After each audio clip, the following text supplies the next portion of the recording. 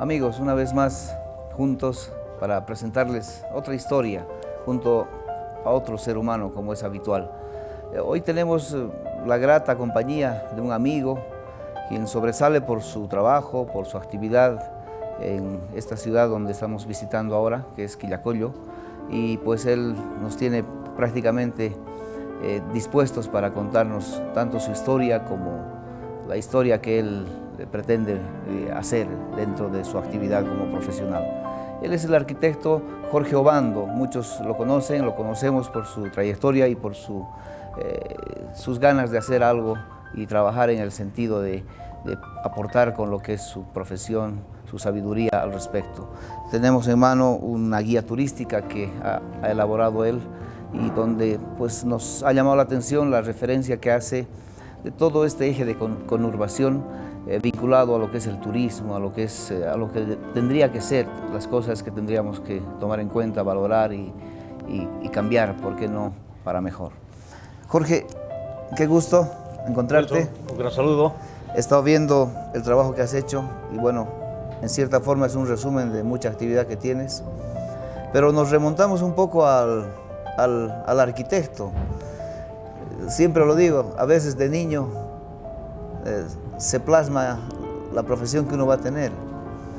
¿Qué inquietudes empezaron con toda esta carrera que vemos ahora que se manifiesta en obras, ¿no?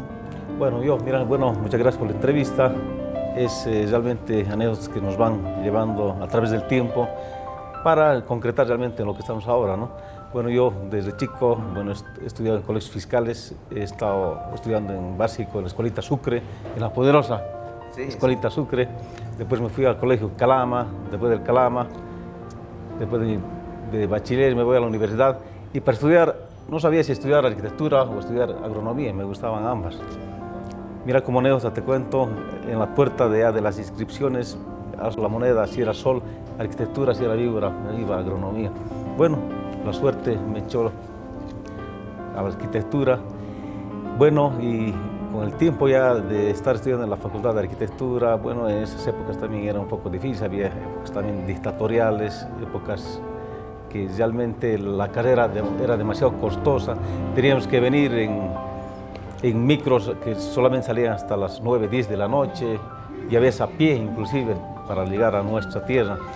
Bueno, son esfuerzos que hemos ido realizando a través del tiempo y también a veces con la gente que viene también estudiando la misma carrera, emprendemos. Y al final ya bueno, cuando hacemos nuestras tesis de grado, yo dije siempre que las tesis de grado generalmente cuando íbamos a ver nosotros los salones eran exposiciones de hacer hospitales, hacer estadios, hacer escuelas y tal vez no llegaban a la concreción.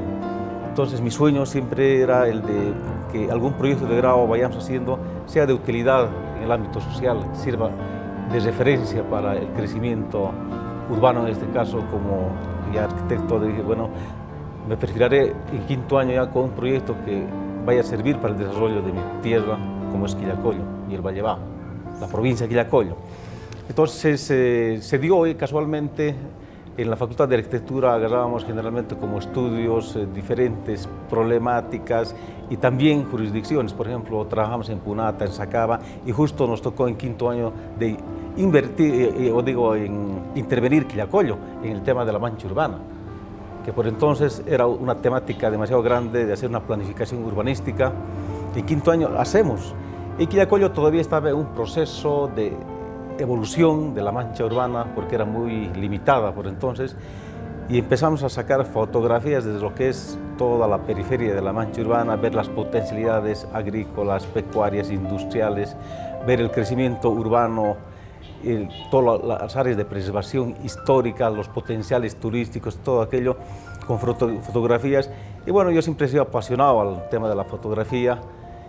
Y cuando tú ves el contexto regional, entonces vas amalgamando ideas para hacer realmente una buena propuesta que sirva en el futuro para el crecimiento de una buena planificación de nuestro territorio. Es así que hacemos la mancha urbana con esas potencialidades en quinto año y para mi proyecto de grado yo elijo una temática diferente a lo que siempre se ha ido haciendo en la Facultad de Arquitectura. Entonces ha sido el primer proyecto de grado que manejamos la temática del turismo, porque el turismo, ¿qué tiene que ver? Tal vez te preguntarás con el tema de arquitectura, pero estamos haciendo una red turística para Quillacollo, viendo estas potencialidades, no solamente de la Virgen de Urcupiña, sino vamos a hablar de lo que es el majestuoso Tunari, ver lo que es Liriuni, vamos a ver el tema paisajístico, Vinto con sus grandes potencialidades en el tema de lo que ha sido Villa Albina y toda esa belleza que tiene, Tiquipaya, Colcapirua, Sipe, Quillacollo, que por entonces eran una sola provincia. Entonces de ahí es que empecé a hacer una red turística para Quillacollo y terminar un tema específico que era la construcción de la Basílica de la Virgen de Urcupiña, un fenómeno festivo que amalgamaba y englobaba toda una festividad de ámbito internacional y de trascendencia mundial. Es una iniciativa tuya la Basílica, en el diseño, en la parte del diseño y la pre-ejecución. Sí, en su momento, bueno, no se hablaba de Basílica porque era solamente una fiesta costumbrista de la Virgen, bueno, de la Asunción por entonces, después la Virgen de Urcupiña, y estaba entrando con mucha fuerza en los años 89, 90, hasta el 96, que ha sido realmente una verdadera festividad. Entonces nosotros ya con un compañero más nos arriesgamos a hacer el proyecto de grado de la Basílica de Quillacollo como un aporte para ese momento, que realmente las manifestaciones turísticas, la feligresía cruceña que iba creciendo en ese momento era realmente con una gran magnitud y que merecía Quillacollo tener esa basílica, que era urgente. Una vez que sacamos nosotros nuestro proyecto de grado como basílica, empezaron a surgir ya por medios de prensa algunas otras empresas como Cardona, Conatsbol, las propuestas de otras basílicas para querer construirlas sobre esta idea y el proyecto que nosotros hicimos como proyecto de grado. Entonces, te cuento de que todo aquello que hemos ido nosotros manejando desde el quinto año estaba perfilado para lo que en la actualidad se va manejando, toda una red turística, y es lamentable ver que en 20 años de profesional que tengo no se haya consolidado tantos proyectos que estaban prácticamente en una bandeja de plata para el desarrollo de nuestro pueblo, a través de que nuestras autoridades locales en su momento hayan ejecutado todos estos proyectos de desarrollo. Es así entonces de que van naciendo la idea ya de construir el santuario de la Virgen de Urcupiña. Presentamos nuestra propuesta a la parroquia de Quillacollo, al arzobispado, y como éramos nuestros arquitectos nuevos por entonces, estamos hablando del 1993, entonces se empieza a generar la propuesta de la construcción del santuario, de hacerle un espacio de recogimiento espiritual y de que se vaya haciendo el amurallamiento para que no sea agredida en el tiempo con los avasallamientos urbanos que en su momento Villa Urcupiña ya estaba tentando de entrarse a los predios de lo que es el Calvario. Entonces, conjuntamente con el padre Federico, que estaba todavía como párroco, hacemos todo un equipo y ahí entra la participación del arquitecto Moscoso, que también es un docente nuestro en la Facultad de Arquitectura, y empieza a emprender ya a nivel de empresa la construcción del santuario, todo lo que es los sitios de recogimiento espiritual, las entradas, los pórticos y el amurallamiento, donde nosotros también participamos en la construcción de este santuario que ha sido referencial en su momento. Que es aún, ¿no?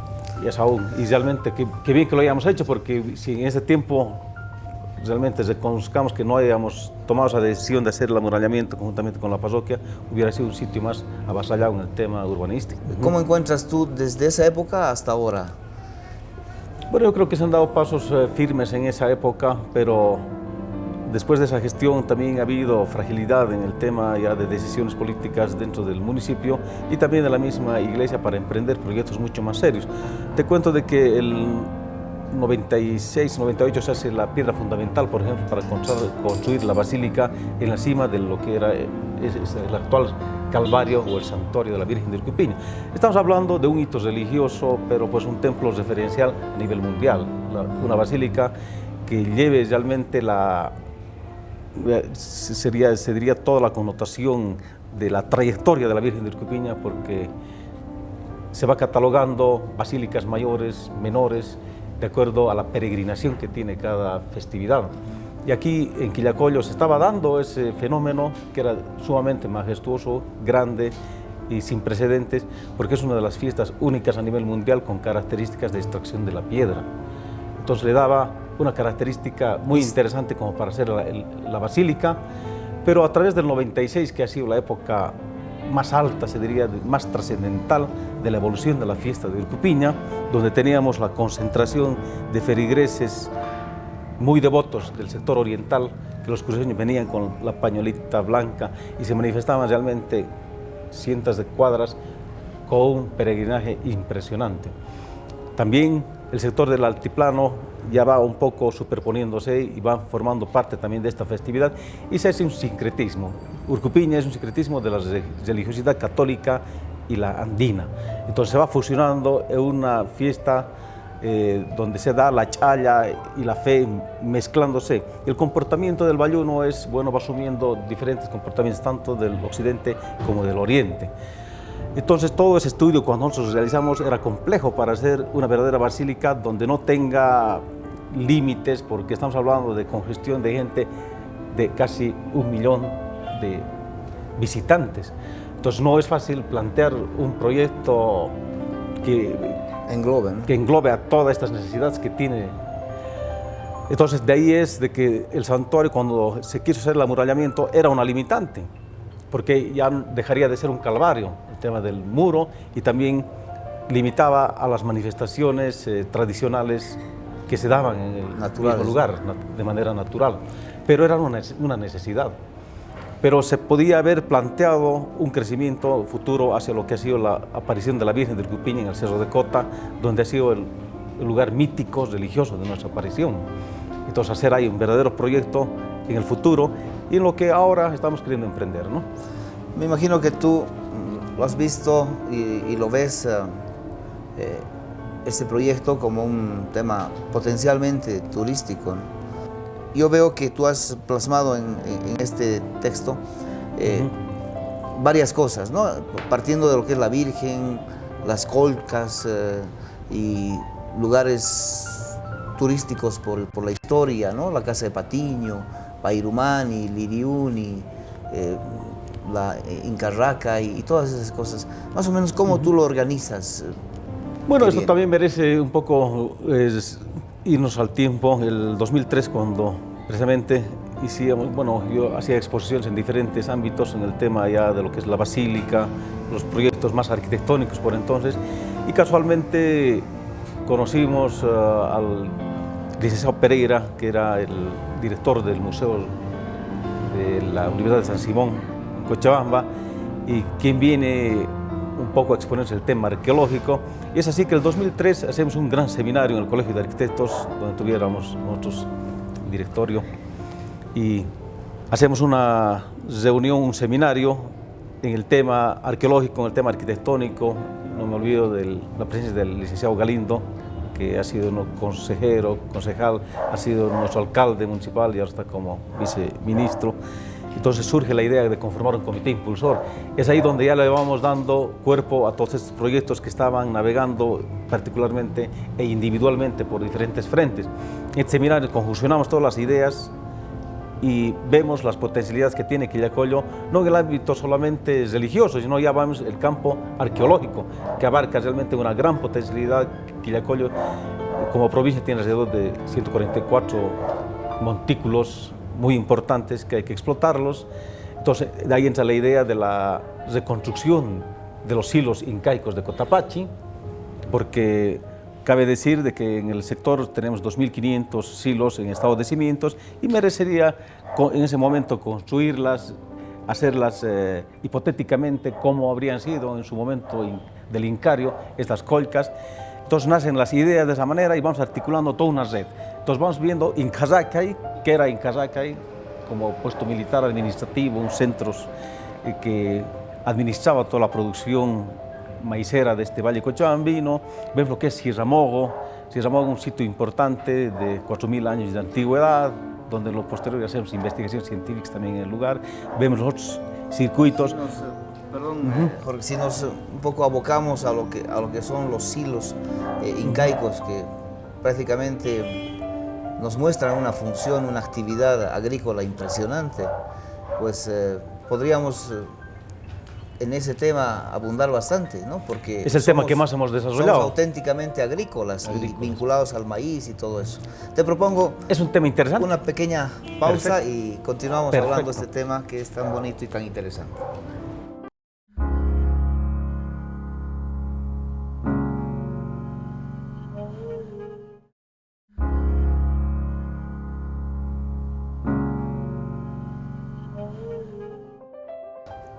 Amigos, volviendo con este bonito tema y hablando de esta bonita ciudad y su historia, realmente nos apasiona. Jorge, hablamos de los silos incaicos, que a través de los silos incaicos viene una historia de agricultura, de industria, podríamos llamar, de esa época, que podríamos recuperarla, tomando en cuenta que el maíz viene a ser el que nos vincula a través de la alimentación con todo este tipo de tradiciones que vivimos ahora, la misma Virgen y todo eso. Es así, bueno, cuando ya, como te digo, vamos conjuncionando ideas de ver la potencialidad de que tenemos realmente grandes estudiosos sobre el tema arqueológico, ecológico, religioso, a través de este comité impulsor que nace el 23 de octubre del 2003, entonces se vuelve más interesante, más nutrido el tema de nuestra visión de lo que queríamos para Quillacollo. Y es así, pues, realmente que este Valle Cochabambino, bendecido por la producción agrícola, sobre todo, ha sido realmente el granero de Bolivia y del mundo, porque en esa época del Cusco, por ejemplo, el abastecimiento del maíz se daba a través de esta potencialidad que tenía este Valle Cochabambino, donde las grandes chacras plantadas por el Inca Huayna Cápac, en franjas que venían, según la historia de los cronistas, desde lo que es el Cerro de Tunari hasta el río Rocha o el río Zapengo, que se llamaba en el sector sur. Franjas de producción de maíz, pero a escala monumental, a escala impresionante. Estamos hablando, nos hemos sacado a través de lo que se ha ido manejando los volúmenes de maíz que se concentraban en estos silos incaicos, entre 6 a 7 toneladas de mazorcas de maíz. Es como ver en la actualidad, ver realmente 400 camiones, trailers que están trasladando al Cusco esos volúmenes de maíz. ¿Te imaginas realmente eso? Se llevaba a través de las caravanas de llama que iban hasta el Cusco, y también el proceso de avance militar en son de conquista que tenía el incaico hacia el sector oriental. Entonces realmente es, pues, impresionante la producción maicera en esa época, y es de ahí que no solamente Quillacollo, sino todo este Valle Cochabambino va teniendo la producción agrícola por excelencia. No es casual que en la época colonial, en la época republicana, todo ese avanzamiento de la producción ya agrícola de hortalizas va a servir al sector minero, todo aquello, y ese potencial siempre hemos tratado de rescatar en este valle, de que el maíz no se vaya perdiendo. Si vemos en la actualidad, ya no tenemos grandes cantidades de variedades de maíz que se manejaban en aquella época, precisamente por el tema de la contaminación, la erosión de tierras, la tala indiscriminada que sufrió este Valle Cochabambino por el tema del avance urbanístico de las viviendas que ha ido cercenando este valle. Entonces, el último ejemplo que teníamos era en Pairumani, esa franja de árboles milenarios que estaban hacia el lado de lo que es la Villa Albina, y eran unas franjas de protección que en aquella época, como serían realmente como carpas solares que generaban la producción del maíz sin hacer la polinización o hibridizar el maíz Vilcaparo, el maíz blanco, el maíz chuspillo, todo tipo de maíces, pero sin que se vayan volviendo híbridas. Entonces es una tecnología que manejaba el Incario de manera científica. Y te cuento que la localización de las colcas tampoco han sido una improvisación. Están ubicadas en un lugar estratégico con alta ingeniería. Estamos hablando en el sector sudoeste de la laguna de Cota, la laguna de Cota milenaria, donde las colcas, 2.500 hilos, están prácticamente situadas en la loma de la colina de Pucrupampa, donde los aires húmedos que brotaban de la laguna y las corrientes y la brisa que permanentemente corría por el sector hacían que estos silos incaicos vayan refrigerando las mazorcas de maíz dentro de los silos. Y le manejan 1 o 2 años para aquellas épocas de hambruna, sequía, que también siempre han habido, cambios climáticos en ese tiempo, y estas mazorcas se mantenían frescas. Entonces, esas ubicaciones no eran improvisadas. No era casual. Todo esto se vuelve un tema turístico. ¿Cómo lo plantearíamos turísticamente? Claro que sería una belleza ver la posibilidad de hacer visitas programadas, ¿no? Ya en esos tiempos. Sí, porque ya dentro del comité nosotros hemos intentado todo aquello de crear diferentes ejes. Como te digo, en el tema arqueológico es claro. El tema de lo que ha sido la construcción de las réplicas de las colcas de Cotapaxi, por entonces era necesario hacer una investigación científica técnica de lo que ha sido un silo incaico, qué tamaño, qué proporción, qué escala. Tenemos la base de 3 metros de diámetro y una separación de 2 metros entre silo y silo. Y cuando nosotros fuimos a este lado de Colcapirua y encontramos algunos silos que todavía estaban derruidos con las piedras hacia el interior, que tienen un diámetro menor, estamos hablando de unos 60 de diámetro los más chicos y hasta 2 metros los otros más grandes. Entonces, pero teníamos más o menos la conjunción de piedras que han caído al interior de cada silo, eso nos da la característica que ha sido cónico. Y a través ya de una investigación más de proporciones y escalas, vamos haciendo una réplica de la primera construcción en maqueta de un silo. Con el comité hemos construido un silo hipotético a través de la chilca y de lo que son las cañahuecas, para ver la estabilidad. En el sitio ya se habían hecho investigaciones a través de Geraldine Caballero, que era la directora del museo, luego por el arqueólogo David Pereira como director, hicieron todo un estudio sobre los cimientos y las bases que tenían cada colca. Entonces, a través de aquello emprendimos, ya como comité impulsó la construcción de 3 réplicas. 3 réplicas que eran solventadas por el Colegio de Arquitectos en aquella época. Empezamos a construir personalmente, yo he construido las 3 réplicas con mi familia y con algunos miembros del comité, un poco para enseñarles a los de la comunidad cuál era el sistema constructivo y cómo debíamos haber más o menos empezado a construir sin lastimar todo lo que es ese patrimonio de las piedras. No podemos tocar por tema de preservación ninguna piedra, y lo hicimos hipotéticamente manejando el adobe, que lo hemos hecho en la misma laguna de Cota, con la misma comunidad, y empezamos a hacer de manera cónica los silos a través de un proceso experimental y un techo de chilcas y paja. Y cuando las primeras concluimos con toda una arquitectura que para nosotros era la más prudente, vimos de que en poco tiempo, en 4 o 5 meses, estaba deteriorando todo el techo, si hubiera sido una chilca muy simple en el tema de cubierta. Entonces vimos de que las inclemencias del tiempo, la lluvia, el viento, lo lastimaba demasiado las colcas. Yo creo que los inques se trascendían a través del tiempo, a través de la piedra, ¿no es cierto? Y de que debía haber sido una estructura mucho más sólida. Y de esa manera entonces que emprendimos 3 réplicas experimentales, hipotéticas, y en la actualidad tenemos 27 réplicas. Hemos hecho un centro ceremonial, se han hecho un área de atención al turista, un CAD, los baños públicos, con la participación de la Alcaldía Municipal de Quillacollo, donde cada año se ha ido poniendo un presupuesto para hacer las mejoras y lo que es la restauración de los silos. También se han hecho limpiezas con el ejército militar acantonado en Cotapaxi, con los de la policía militar, las limpiezas, los procesos de deforestación. Durante 11 años hemos tratado de hacer todo un complejo turístico que empieza a funcionar como un verdadero monumento arqueológico nacional.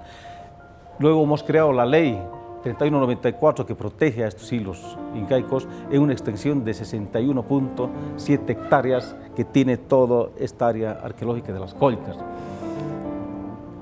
Se tiene la ley de patrimonio nacional a toda una serranía que engloba 1031 hectáreas, que es todo lo que es el sector de preservación religiosa, arqueológica, ecológica y turística, que es la laguna de Cota, que también tiene su propia ley, la ley 2526, la del santuario de la Virgen Urcupiña como patrimonio, la ley 2536.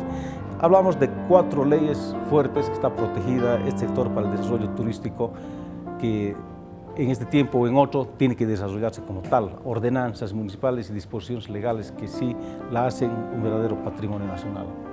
Claro, y viendo desde el punto de vista turístico, pues esto tiene mucho por explotar, ¿no? Pero así en términos generales, aparentemente hemos descuidado el tema turístico, ¿no? Mucho tiempo. y tenemos potenciales junto a lo que venimos conversando. También hay otros lugares. También has plasmado en tu texto Sipe Sipe, viniendo desde el rincón de la cordillera, que son las ruinas de Incasajay. Bueno, el mismo pueblo de Sipe Sipe, sí, ¿no? es que cada, histórico. cada provincia, o sea, nosotros hemos llamado provincia de Quillacollo cuando englobaba las 5 secciones municipales, que lamentablemente en la actualidad ya hablamos de autonomías municipales y eso nos hace tal vez de alguna forma una limitante de no pensar en los otros municipios, pero yo como quillacolleño sigo pensando en la provincia y pienso en mi país. Cuando yo soy boliviano, no soy de Quillacollo, ¿no es cierto? Entonces ese concepto de genérico nos falta a cada uno de nuestros ciudadanos, de hablar genéricamente de nuestro territorio. Y cuando intervenimos vemos pues realmente que Sipe Sipe, por ejemplo, las ruinas de Incasajay, que es un potencial arqueológico, un sitio dimensional de mucha trascendencia, que año tras año va desmoronándose más bien porque no hay precisamente esa participación de nuestras autoridades y las instituciones que vayan reforzando ese trabajo que tiene Incasajay. Se han hecho también algunos intentos y también de crear un comité impulsor allá.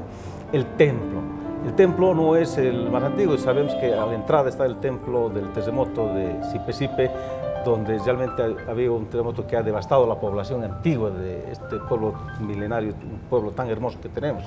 Luego ya es la segunda fundación que tiene de Sipe Sipe, donde ya conocemos en la plaza. Luego tenemos donde sea la falla de Ayoma, que es la falla geológica donde se ha desatado el terremoto de Sipe Sipe. Entonces son sitios de mucha trascendencia para nosotros. Cada municipio tiene, al igual que Vinto, Villa Albina. Vas a ver todo lo que es la planta hidroeléctrica que funcionaba en esa época de Izcaipata. Ahora el parque aquí ya está protegida, tiene su autoadministración. Villa Albina, la hacienda de Patiño. De ¿no? Patiño, entonces como museo, como la granja experimental de ganado y también el laboratorio de fitogenético del maíz, estudios que hasta ahora mismo van adecuando el maíz para diferentes altitudes y regiones. También trabajan científicamente con la investigación genética del maíz. Entonces hay elementos turísticos impresionantes que hay que desarrollarlos. Quillacollo tiene su el único cantón, que es El Paso, que también tiene una potencialidad, es el pueblo más antiguo, el templo más antiguo de 1571, porque por ahí iba el camino de paso hacia el sector oriental. También Tiquipaya yo creo que tiene realmente un gran potencial turístico en lo que es el medio ambiente, la naturaleza, todo lo que es la serranía de Carmen Pampa, Totolima, vamos a ver Altamachi, todo aquello que le hace realmente un potencial impresionante a Tiquipaya, que se suma con toda esa potencialidad que tiene tras el cerro. Las potencialidades acuíferas están ahí en Tiquipaya. Quillacollo, Misicuni. No tenemos que olvidarnos que Misicuni en el futuro va a ser el basamento principal, porque de ahí se distribuirá el agua para todo el valle cochabambino, y hacer un proyecto turístico, pesquero, de turismo de camping, caza, pesca. Es impresionante verlo también como un punto estratégico a Misicuni, todo lo que va a ser el embalse, que nos va a dar realmente una potencialidad turística sin precedentes. Hay una necesidad de hacer todo esto o de valorar todo esto. ¿Qué crees que falla? Yo creo que tenemos que unirnos, yo creo, los profesionales, las instituciones. Tenemos que hablar de un plan integral en planificación, se diría en este caso metropolitano que llamamos, pero solamente tocamos puntos metropolitanos con el tema de la basura, el tema de aguas residuales, todo aquello que ni siquiera están en eficacia, sino hacer un verdadero plan regional que nos lleve a vislumbrar una política económica de trascendencia a través del tiempo. Tenemos que ser sólidos en este aspecto de que la región ha perdido ese potencial productivo en el tema agrario, en el tema industrial. Y sí, yo he sido siempre un convencido de que el turismo es el mejor instrumento para el desarrollo de nuestra región en base a esas potencialidades que tiene. Y a través del gobierno municipal de Cochabamba, de nuestra gobernación y los municipios autónomos que en la actualidad están, tenemos que unirnos y planificarnos desde qué es lo que queremos para el futuro. Entonces, con una visión, yo creo que cuando se gobierna a través de un eslogan o una visión de decir, bueno, como antes decía, ciudad va a ser una ciudad jardín, ciudad jardín. Ahora podemos ponerle ciudad turística productiva.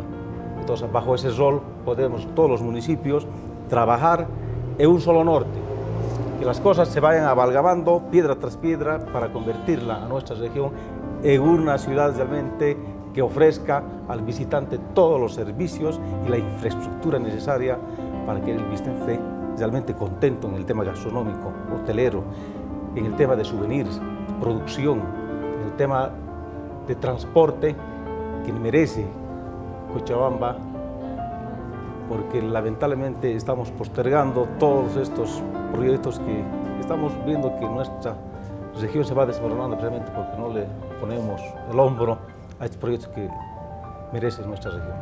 Tal vez partimos con un eslogan, ¿no? La ciudad del futuro tiene que ser turística, definitivamente estamos de acuerdo contigo. Luego de esta pausa continuamos ya en la parte final conversando sobre este bonito tema.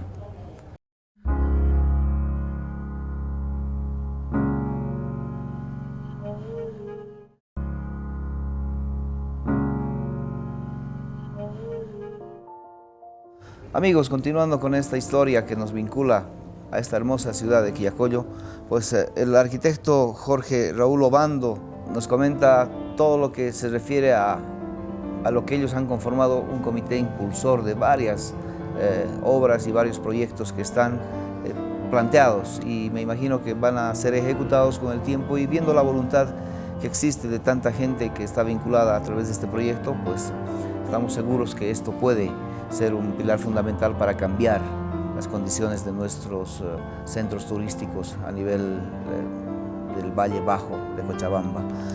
Jorge, existen otros proyectos, existen proyectos que les están tomando sus días, su tiempo. A ti como parte del comité impulsor, pues tal vez te corresponde contarnos un poco a detalle cuáles y cómo pretenden plantearlos. Sí, bueno, en torno a lo que hemos hablado de las colcas de Cotapachi, se han ido haciendo proyectos específicos y hemos ido también pues, exponiéndolos en diferentes gobiernos municipales de manera que los tomen en cuenta, porque son temas de desarrollo turístico ecológico. Tal es el caso de la recuperación de la laguna. La laguna de Cotapachi, que la llamamos, detrás del Calvario, en su momento ha sido pues una laguna de gran importancia, de conjunción de agua y de ecosistema. Y al Valle Bajo, si tú te das cuenta, no tenemos otra laguna con esas características y lo que merece es ahora recuperarla. Le hemos llamado el proyecto de recuperación de la laguna de Cota. Al recuperar esta laguna vamos a crear la generación de un ecosistema, un medio ambiente, de devolverle a la vida silvestre de las aves que pasan desde la Patagonia hasta el sector oriental, como paso toman la laguna de Cotapachi y la laguna que tenemos en Alalay. Entonces, hay nidificación de aves silvestres, todo aquello. En el proyecto se tienen con especialistas, ornitólogos, todo aquello, medioambientalistas, que vayan creando un ecosistema natural, sin contaminación. Preservando, ¿no? Preservando esa laguna. ¿Qué es lo que ha pasado con la laguna de Cotapachi? Que a través del tiempo ha ido colmatándose de limo, de todo el vaso que entraba de los desbordes del río Rocha, y eso prácticamente ha quedado a un nivel cero. Lo que necesita es profundizar, dragar todo aquello alrededor de 4 metros de altura, donde hemos calculado manejaríamos un caudal de 4 millones de metros cúbicos de agua almacenada que servirían para generar un ecosistema en el mismo lugar. Esas aguas servirían para el sistema de riego agrícola que tiene la comunidad agraria de Cotapachi y donde podemos experimentar la producción del maíz, conservar esos maíz que se han ido perdiendo a través de todos esos linderos productivos que tienen todavía al borde de la laguna y que estén de carácter experimental relacionados a las colcas de Cotapachi. De manera que esta producción del maíz vaya sirviendo para el tema gastronómico, que muy bien la comunidad agraria puede solventarse económicamente de ese servicio como ocurre en la laguna de la Angostura. Entonces, sembrando los pececillos, que ahí vamos a tener carpas, pejerreyes, tipo de variedades que pueden servir para el servicio gastronómico de la zona, a través de lo que es la producción maicera y lechera que tiene este sector, dándole un rol productivo. Ese es uno de los temas importantes y repoblar todo lo que es la ecología que se ha ido perdiendo a través del tiempo por quemas o incendios intencionales, los algarrobos, Claro. los sotos, todas esas plantas que han sido del lugar. Y hacer de que las tunas, que hoy en día es de mucha cobertura en el mercado, también esas plantaciones sirvan como basamento para la producción del mismo lugar. Tener Claro. cabañas vacacionales, tener todo un circuito de, diríamos, ya en el tema del agua, que sirva como espejo de embarcaciones pequeñas que sirvan de paseo y hacer todo un movimiento turístico. Y hacer de que estas aguas, se ha hecho todo un estudio de que deben ser tomadas del río Waikuli, alimentadas a través por un canal que vaya hasta la misma laguna sin mucho costo, de manera que por rotación natural vaya siendo evacuada al mismo río, en el sector contiguo hacia lo que es la Virgen de Urcupiña, del santuario, y de manera natural todos los años van a tener la renovación permanente de agua. Haciendo un círculo. Y no, pues mira, cuando yo veo en la televisión, veo en los medios de prensa los intentos de contaminarla con aguas residuales, que prácticamente el río Roche ya se ha convertido en un río de oxidación de aguas residuales y de aguas industriales. Entonces, como está muy cerca a lo que es el río o a la laguna de Cota, es un grave riesgo. Y plantear lagunas de oxidación, todo aquello que pueden atentar a toda esta belleza natural, paisajística y sobre todo ecológica, entonces es un grave atentado que me preocupa mucho y en su momento hemos manifestado nuestra preocupación y si no ahora que las autoridades tomen previdencia sobre aquellos elementos y los proyectos al futuro. Entonces tampoco pensar en el tema de los basureros, todo aquello que es un gran problema que tiene nuestra región, plantearse en los lugares que son idóneos, que deben ser muy bien estudiados. Es uno de los proyectos más grandes que tenemos, el tema de la recuperación de la laguna. Luego otro proyecto interesantísimo es el mirador tripartito que es en el Cerro de Cota, donde ya tenemos avasallamientos urbanos que se han ido dando en estos últimos años, del 2011, 12 y 13, que son asentamientos ilegales, que están prácticamente consolidándose de manera muy rápida y perder tal vez todo ese patrimonio que tenemos en las alturas. No olvidemos que Martín Cárdenas ha hecho la investigación científica de las cactáceas en esa serranía y donde en la actualidad tenemos alrededor de 44 variedades todavía que existen ahí. Y lo que se trata de hacer a través del equipo del Comité Impulsor, hay un equipo de ambientalistas y paisajistas, es de repoblarla y hacer un parque etnobotánico de cactáceas y especies nativas en ese mismo lugar, porque ahí tenemos dos vertientes naturales, al igual que tenemos en el Cerro de Cota, donde nació la Virgen. Entonces tenemos un lugar hermosísimo. Todos pensarán que el Cerro de Cota es un lugar pedregoso, un lugar árido, inhóspito, no es así. Es un lugar realmente de una cobertura vegetal tan interesante, donde tenemos cactáceas de 6-7 metros de altura, sotos, las cachacachas, que son plantas muy antiguas, pero de un tamaño monumental. Es por eso que un medio ambiente correcto tenemos en el lugar. Belleza, ¿no? Entonces ahí también es donde se pretende plantear la construcción de la basílica, precisamente por la connotación, la altura y la magnificencia que ya tiene ahora. No podemos pensar en el santuario porque ha quedado ya chico. En los 20 años que hemos ido proponiendo era inicialmente en la colina del Calvario, pero ahora ya se ha planteado a través de una visita que se ha hecho con los párrocos de Quillacollo y el arzobispado, plantearlas en el Cerro de Cota, la basílica. Y también ahí estamos consolidando actualmente un comité impulsor para la construcción de la imagen monumental de la Virgen de Urcupiña, una escenificación de la aparición mítico-religiosa de la Virgen.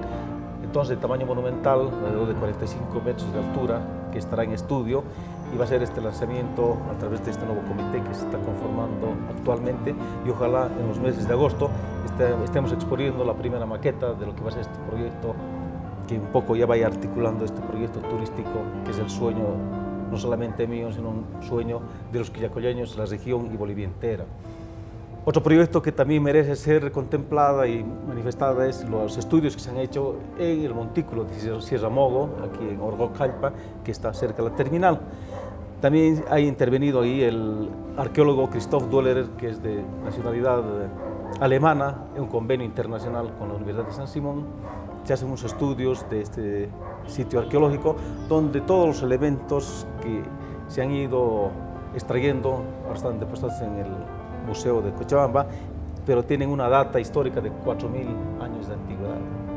Estamos hablando realmente de un tiempo considerable, donde quizás la presencia del maíz esté datando de esos 4.000 años de antigüedad, y si es así, Yo creo que el maíz tiene una relevancia y una importancia impresionante para Bolivia en el contexto sudamericano, de que podemos ser los primeros productores del maíz. Que la ha tenido, ¿no? Y seguro que la tiene, es cuestión de trabajar en ello. Entonces, al margen de esos proyectos, también hemos intervenido con la elaboración del proyecto del Coliseo o el complejo multifuncional Martín Cárdenas, que el 2006 también pusimos en el programa Evo Cumple, Bolivia Cambia, como uno de los proyectos viables para Quillacollo, pero no con el carácter de que sea un polifuncional deportivo, sino que tenga un uso integral, no solamente deportivo, sino folclórico, cultural, y las manifestaciones que tiene nuestro pueblo de Quillacollo, porque la manifestación folclórica religiosa es lo más fuerte que tenemos. Entonces, tenía esa característica, la capacidad para ese complejo era de 12.500 espectadores. Ahora lo están realizando en el sector sur, ya pero con caracteres de coliseo solamente. Cabe mencionar de que también se ha presentado el proyecto de las academias de etnofolclore y el folclódromo, que es una de las potencialidades que tiene nuestro valle. Vemos de que la fiesta folclórica en Quillacollo va asumiendo de carácter de improvisación las calles para hacer sus prácticas diarias. Entonces merecen ellos de tener un espacio donde se profesionalice la danza, la música, el arte, a nivel ya de representación internacional hacia afuera de este gran acervo folclórico que tenemos. Estamos hablando del folclódromo. Del folclódromo. ¿Qué características tendría esto? Y el folclódromo tiene las academias tanto de lo que es el canto, la danza, la música, la producción de artesanías, souvenirs, hacer las prácticas de cada región. Son 3 bloques que se presentan en la maqueta, que se presenten al sector altiplánico, al valle y al oriente. Entonces, en toda una producción, como te digo, de artesanías, producción de vestimenta, arte, gastronomía. Entonces funcionen de manera planificada y tengan sus propios coliseos de exhibición permanente, donde concluiría en una gran vía que llamamos nosotros el folclódromo, similar al Brasil, que se conoce características del folclore nacional, digamos graderías monumentales, donde tengas todos los servicios de abastecimiento, seguridad, tengas servicios higiénicos, tengas el tema de las filmaciones de televisión, radio, transmisiones, y tengamos una coreografía, pero sin precedentes. Haciendo un estudio desde lo que es el santuario de la Virgen de Urcupiña hasta las rieles del ferrocarril, tenemos 2 kilómetros de distancia. Solamente tomando esa distancia de 2 kilómetros con graderías monumentales, ocupáramos toda la congregación de gente turista que viene, que está distribuida improvisadamente por las calles de Quillacollo, y se terminaría todo ese caos de que por mi casa, por mi calle tiene que entrar la fiesta folclórica y no tenemos una planificación adecuada. Claro. Entonces en este folclódromo tuviéramos realmente una fiesta sin precedentes. Con menores riesgos, menor riesgo.